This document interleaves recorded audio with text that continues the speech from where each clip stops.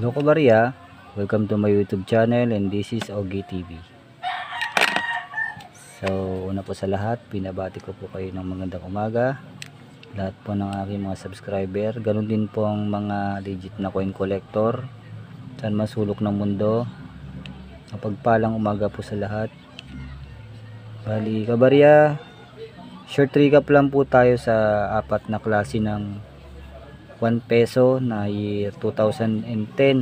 Alin nga ba sa mga ito ang hard to find o mahirap nang mahanap at nasa mga ibang kolektor na po itong ganitong uri ng barya. At nung unang labas po nito ay bagong koleksyon, na ibenta po ito sa halagang 400 pesos each.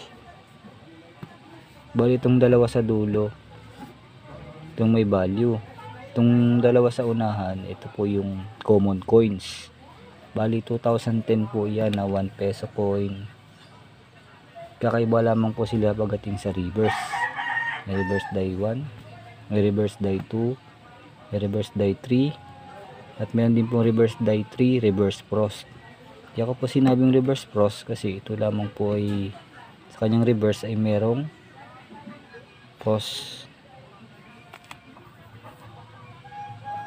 Bali, simulan po muna natin dito sa reverse die 1, year 2010. Merong frequency numista na 32%, means napakarami po nitong ginawa. Reverse die 1, mapapansin niyo po kaagad ang kanyang kagwil. Ibang iba sa reverse die 2. Year 2010 po yan. Sumunod po itong year 2010 na 1 peso coin na reverse die 2.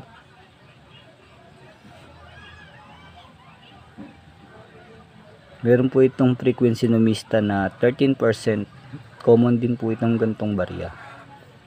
Sa reverse po, nakikita niyo po. Ito yung reverse die 1. Nakikita niyo po yung diferensya ng kanyang cartwheel at saka yung narrow race ng kanyang star. Kaiba po yan. Pero pares po yung year 2010.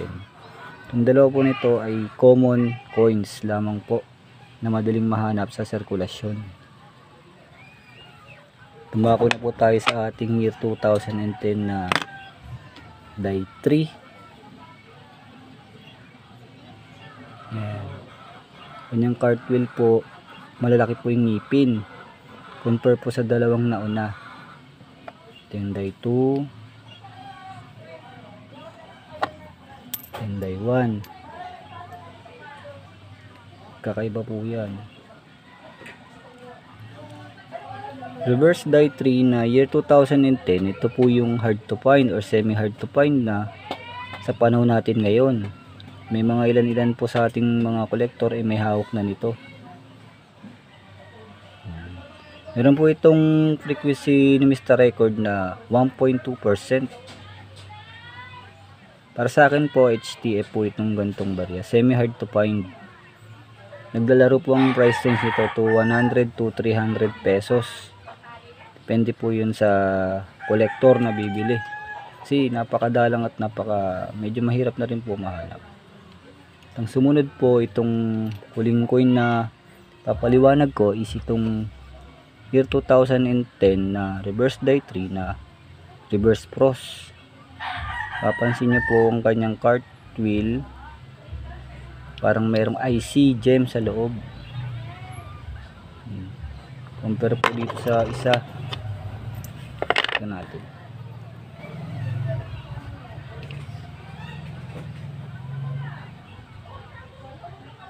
Tinawag po itong reverse die 3 reverse frost kasi ang kanyang obverse ay wala naman pong frost. Kanyang likod, yan po meron. Kaya reverse die frosted. Pero dito po sa reverse die 3 na bot po na reverse and obverse, wala pong frost. Itong gantong coins kabarya, wala pa po itong record sa Numista. Surely hard to find, or may mga ilan na rin sa ating mga coin hobby na may hawak na ng ganitong barya.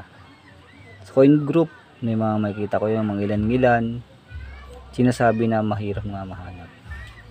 Reverse cross at reverse die 3, 2010 po yan mga kabarya.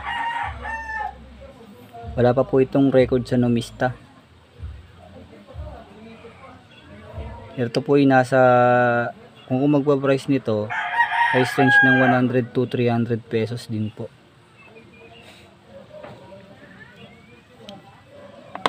Yan po yung apat na variation ng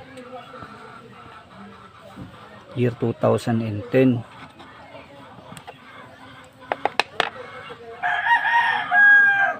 Yan. Puro 2010 po yan.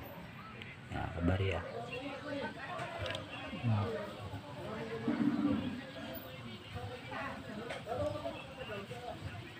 Gating po sa reverse, yun po yan magkakaiba. Reverse die 1, reverse die 2,